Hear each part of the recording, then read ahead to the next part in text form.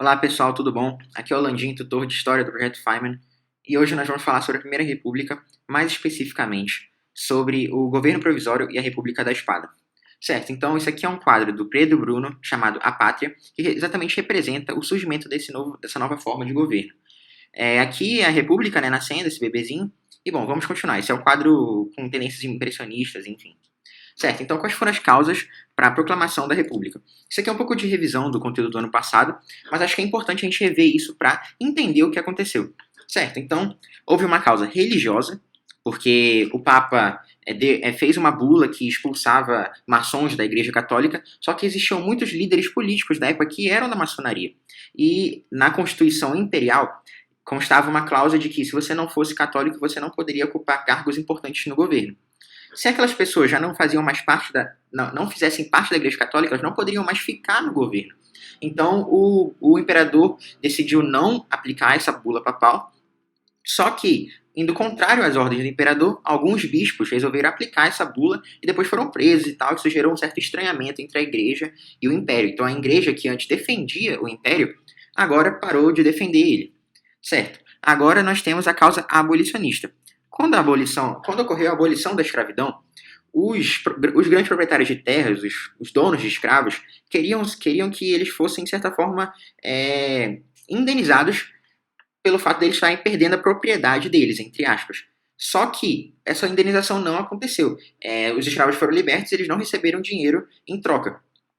Então, esses grandes proprietários de terra, né, acabaram parando de apoiar também o Império. Então, houve essa perda dupla de apoio aqui do Império. Enquanto isso, também ocorreu uma causa militar, porque depois da Guerra do Paraguai, o exército se sentiu, de certa forma, esquecido pelo governo e também queria uma certa reestruturação no seu interior, com uma valorização maior da meritocracia, por exemplo.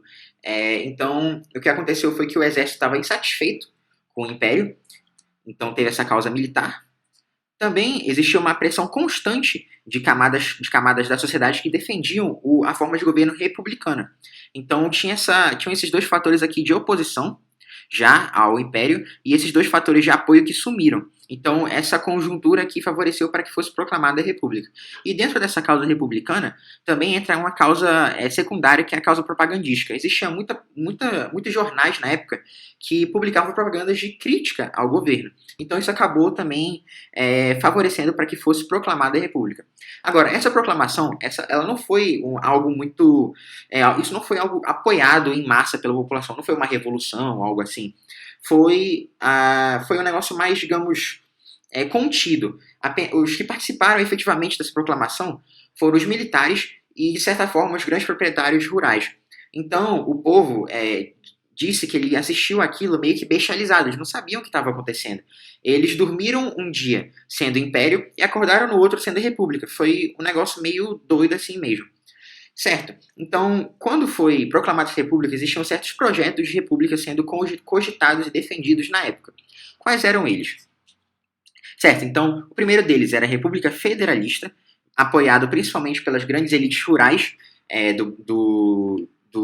da nação. E por que elas defendiam isso? Porque elas defendiam que a República Federalista implica numa maior autonomia dos estados. E as elites rurais queriam isso porque elas queriam mais poder local.